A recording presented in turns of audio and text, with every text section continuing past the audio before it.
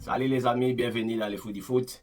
Aujourd'hui, on va discuter quand même pourquoi la CAF prend trop de temps pour déclarer des sanctions et pourquoi ils pensent donner des sanctions qui au Sénégal au moment où tout le monde a vu que les deux équipes méritaient quand même des sanctions dans cette finale-là. Et on va en parler ici dans cette émission. On va parler aussi de la sortie médiatique des responsables d'arbitrage de la CAF qui est sorti quand même en balayant tout à l'histoire des serviettes. Et on va parler aussi de cette réaction de Claude Leroy qui a dit pour lui, la meilleure équipe de ce tournoi, c'était le Maroc. Donc, merci les amis. Si vous êtes nouveau sur le foot, je vous confie de vous abonner ici. On parle de football. Et voilà. Donc, on va recommencer directement pour ce sujet. On va parler pourquoi la CAF prend très trop de temps au moment où ça commence à chambouler entre les deux côtés, entre le Sénégal et le Maroc. On a entendu, les gens disent qu'il y a des audios qui sont fuités pour que le Maroc devait utiliser contre la CAF. Est-ce que la CAF a perdu le Maroc? Est-ce qu'il y avait un complot sur cette finale qui a vraiment laissé un goût amer après une belle organisation de la CAN du Maroc? La finale a gâché tout. Est-ce qu'il y aura des sanctions pour le Sénégal ou encore pour le Maroc aussi? Parce que c'est cette question ambiguë qui retient tout le monde. Les gens parlent plus des sanctions pour le Sénégal, mais il y a des histoires aussi qui est passé de ce côté-là, du côté du Maroc, qui méritent quand même des sanctions sévères.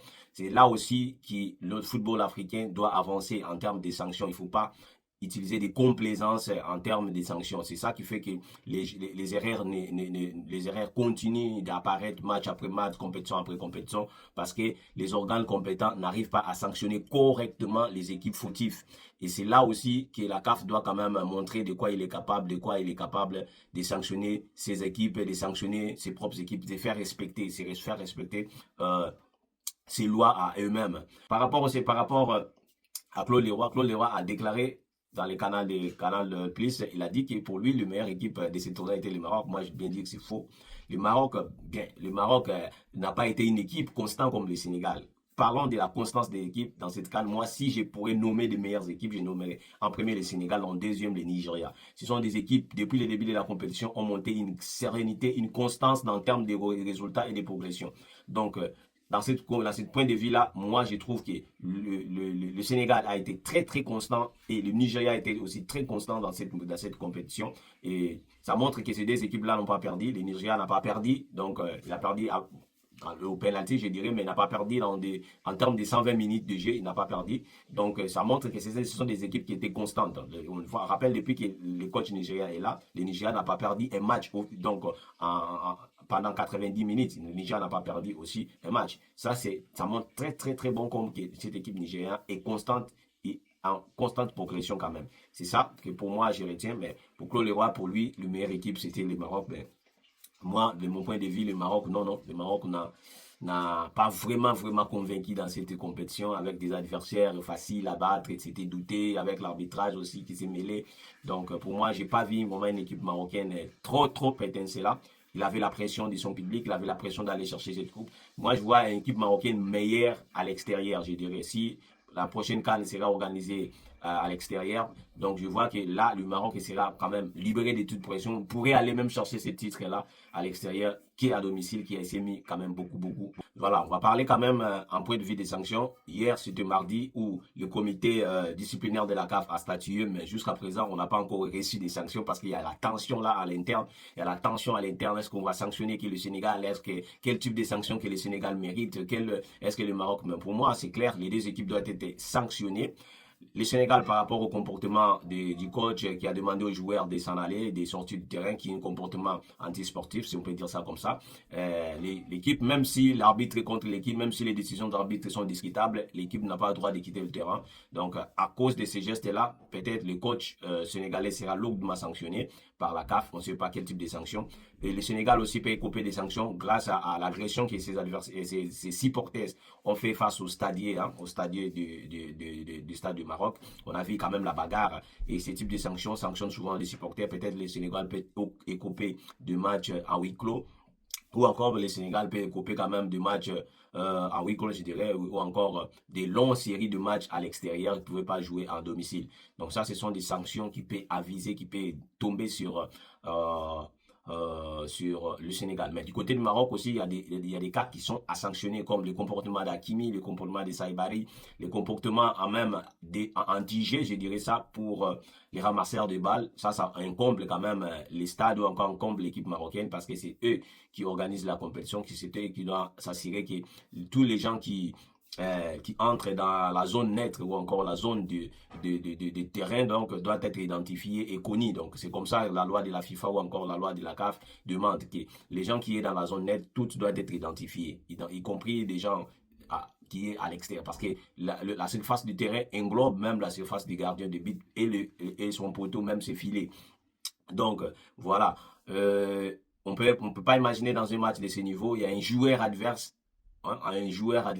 qui reste pendant le match pour empêcher le gardien de prendre sa serviette. On ne peut pas comprendre ça. Dans des compétitions sérieuses, ça ne se passe pas.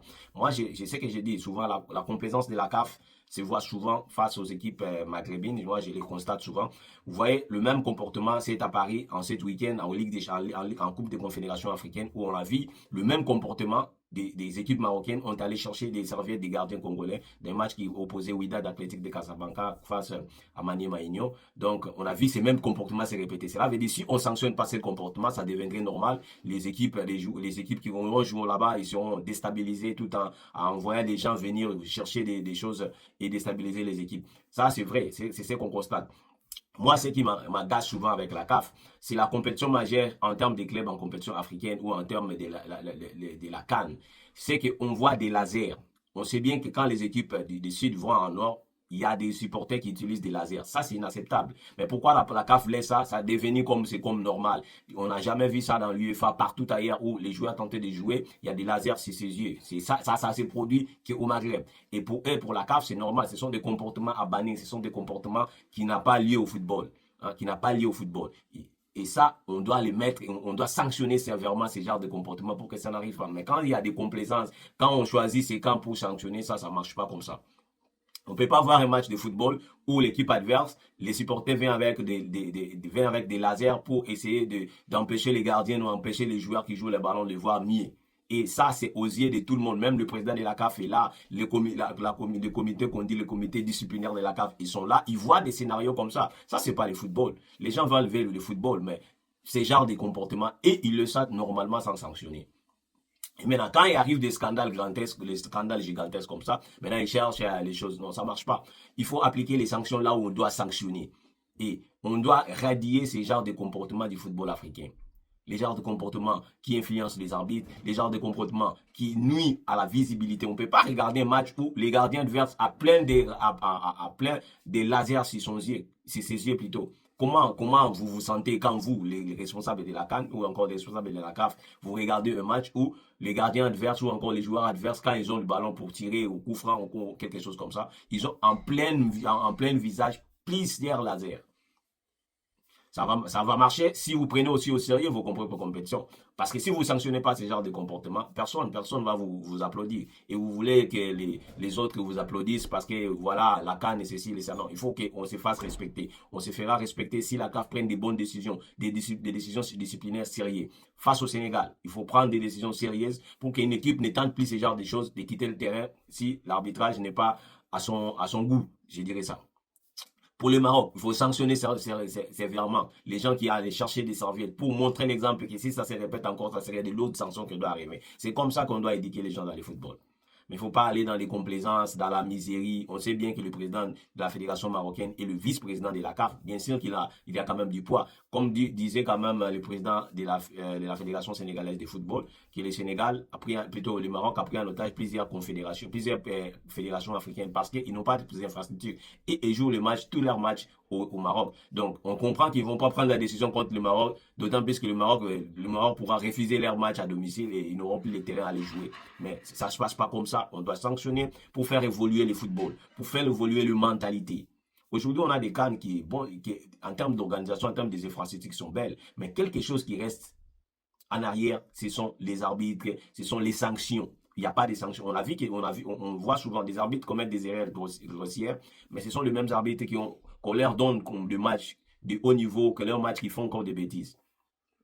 Des arbitres qui, quand ils montent dans les terrains, son premier coup de sifflet montre qu'il est tendanciel.